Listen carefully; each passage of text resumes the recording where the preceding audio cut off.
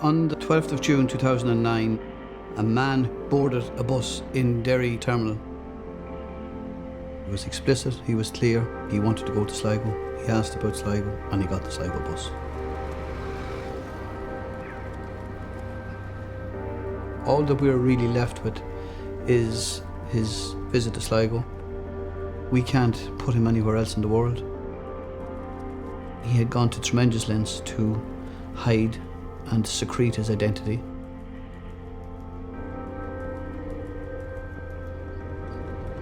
The guards got in contact with me and showed me some CCTV footage. It was of a man getting off the bus in Sligo. But because it was so busy, we carry up to hundreds of people a day, I couldn't recollect him. But then they told me his name was Peter Bergman.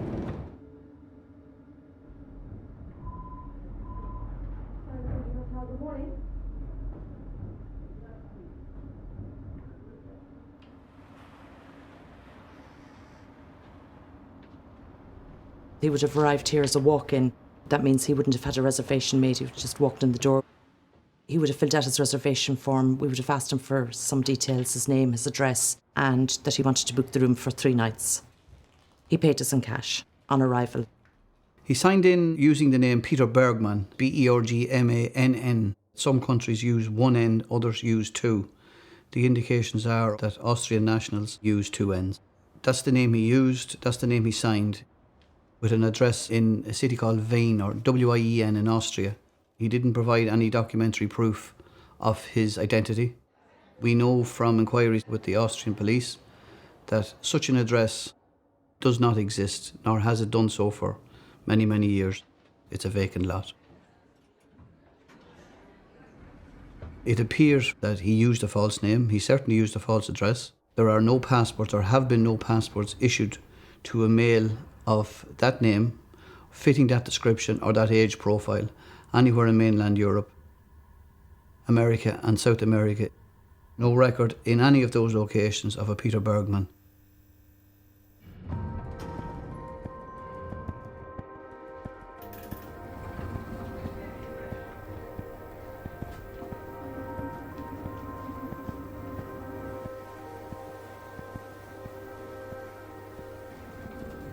He was a familiar face around the hotel for the weekend. He would come down for breakfast. We would see him at the elevator at about 8:30 in the morning. We'd be returning to his room. He would always make a gesture to us here at the desk, so that's how I would have probably known him. It was clear from early morning that he had a purple plastic carrier bag. He would have that each time that he left the hotel, going out in and around Sligo. And when he returned on each occasion, he didn't appear to be carrying any bag.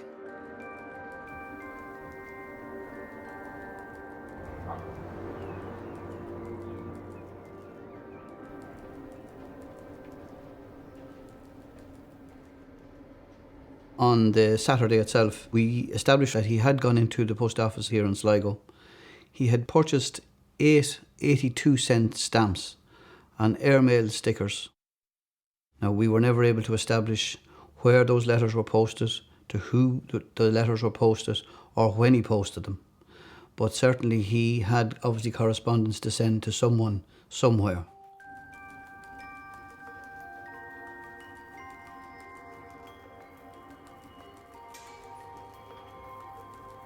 One of the girls that would clean the rooms came down. They couldn't get into his room. So I went to the room that day and I knocked and I got no reply. So I opened the door and I went in, and as I walked in, I knew I startled him. He was just standing inside the door from us. Remember, it was kind of like he froze and he looked at me. It wasn't that kind of a startled look. It was nearly like as if I caught him doing something that he shouldn't have been, or that I caught him off guard. It was relief, I think, that it was me. Whether he was expecting somebody or something, I don't know. But I think he was relieved to see that it was a member of staff from the hotel that had entered the room.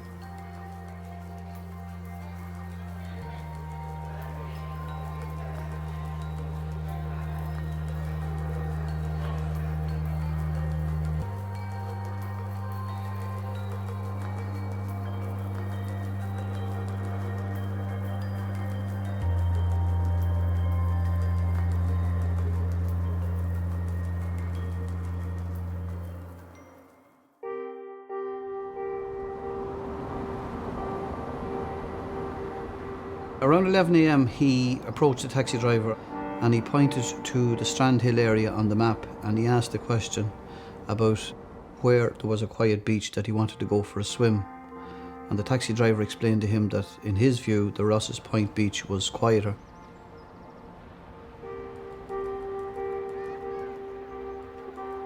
He got out and had a look at the area and seemed contented,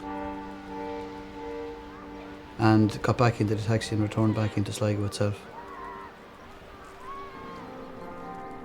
He didn't really communicate with people, he didn't mix with people. Going back to the letters that he posted, I believe he has friends, he has family somewhere.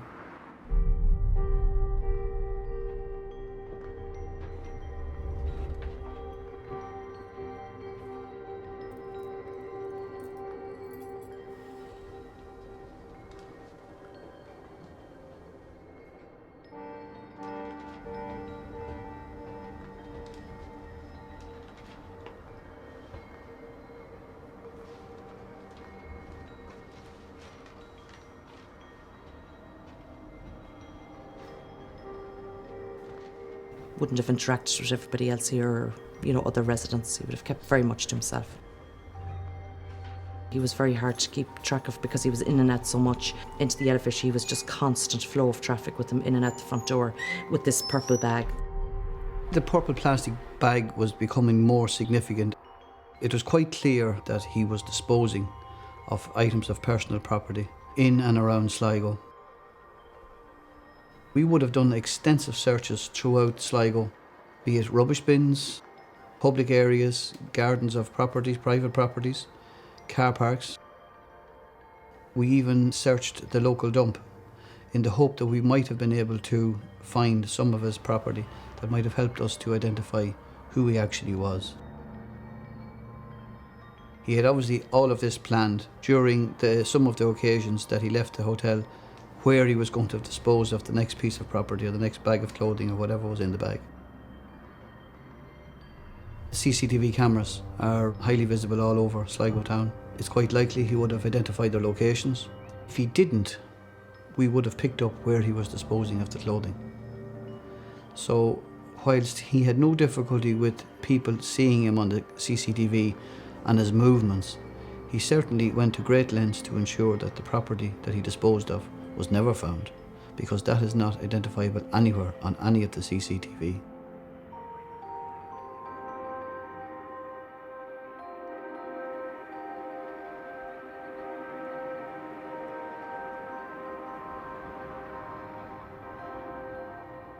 He would have come to reception that morning and asked us for a late checkout, meaning that he could stay on in the room for an extra hour or two or whatever. There wouldn't have been an issue because he may have been waiting for a late train or a bus or whatever. So the only thing he mentioned was that he had some errands to run. After he had made that request, again the purple bag appears, being carried out, leaving the Sligo City Hotel, and obviously at this stage it was to dispose of the last few items of personal property that he had. He left the hotel shortly after 1 p.m. Now, when he's leaving the hotel, he has 3 bags with him again. He has the laptop type black bag, which he's carrying on his shoulder. He has the black hold-all, and again, he has the purple bag. Now, he obviously walks from the Sligo City Hotel to the bus terminal, and en route, again, we couldn't establish where, he disposes of the black hold-all type bag. So when he gets to the bus depot, all he has with him are the 2 bags. He went into the coffee shop on the bus station and ordered a cappuccino and a sandwich. Did appear to take paper from his pocket and wrote notes. Now obviously we were working in reverse. It was 3-4 days afterwards when we were viewing this footage, so we didn't have the benefit of being able to secure whatever piece of paper he had torn up.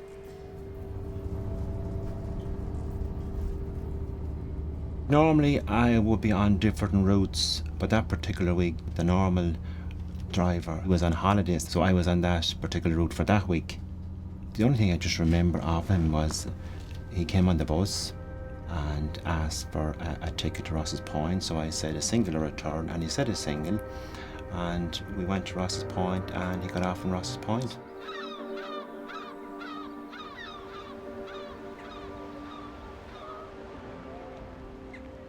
It was relatively empty, but there was a few people walking.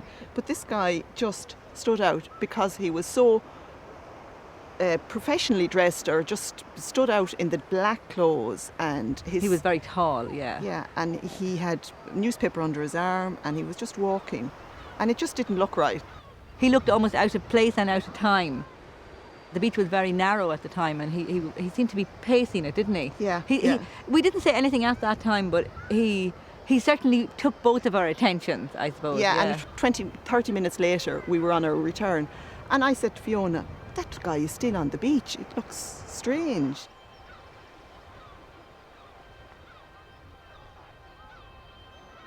I noticed this man, and he was fully clothed. He has his trousers rolled up to his knees, and he was walking parallel to the water with his bare feet, with his ankle deep in the water. And he just seemed to be kind of a bit stooped with his hands behind his back, as if he was in another world. It was highlighted by virtue of the fact that he was walking across the sunbeam parallel to the beach, but right through this beam of sunlight. And it was amazing because when he actually walked into the light of the sunbeam, he turned to gold as well.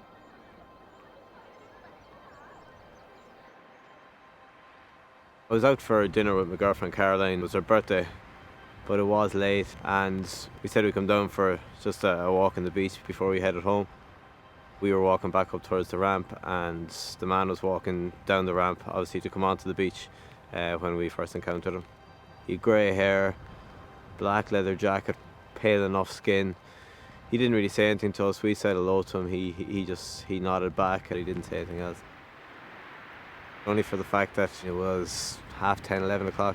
I would have completely forgotten about it, just like any other encounter I have with any other person every day.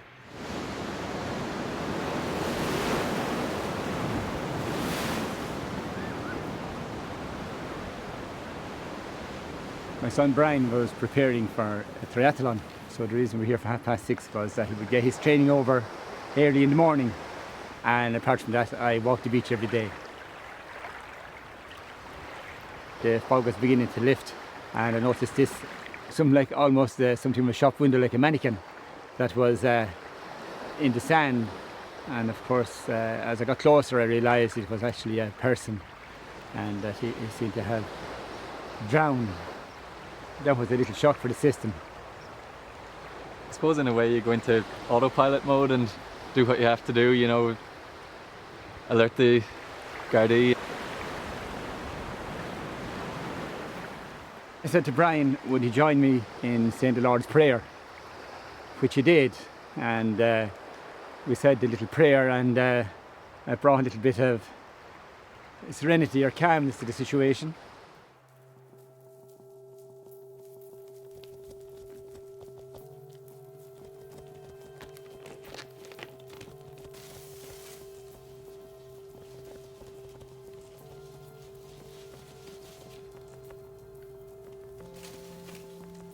The clothing that was on the deceased body, he had removed each individual label from those clothes. It just shows the level of planning, the level of detail he had gone into to ensure that he was never identified. We were obviously getting a picture at that stage that this man had meticulously planned his final days, his final act, and the lengths that he went to was just unbelievable. When we started to examine him, there was no evidence of foul play, nor was there any evidence of, at least externally, of saltwater drowning. When we did the rest of the medical examination, we found that he has extensive cancer of his prostate, and he had tumour in his bone. There were other findings. There was evidence of previous heart attacks. Toxicology report showed that there was no evidence of the common painkillers. There was no evidence of aspirin, paracetamol, or indeed any opiate-based painkillers. So For somebody that has that extensive disease, that would be a little bit unusual. The truth is, we may never know what actually happened in those last few minutes and what he was hoping to achieve. What we can say, he was there. It would seem that something happened. Who knows?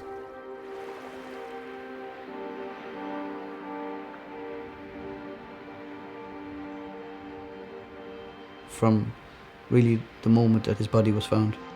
Washed up on the rocks at Rosses Point Beach, we started to carry out the investigations. We explored every conceivable option that was available to us. We used the media both in mainland Europe, nationally and internationally. We had secured his DNA, his fingerprints. Those were circulated to all police forces. He did not feature in any jurisdiction. He may have had the belief that his remains would have been washed out to sea and may never have been found. He left a footprint basically on CCTV. The images themselves are haunting in the sense that he remained on his own. He didn't communicate or mingle with anyone. In effect, he was writing the last days of his life, and it was all done on his own terms, according to his own plan, and that's quite obvious now with the benefit of hindsight. I have to be satisfied with our investigations at this time that Peter Bergman does not exist. It's highly likely that he never did.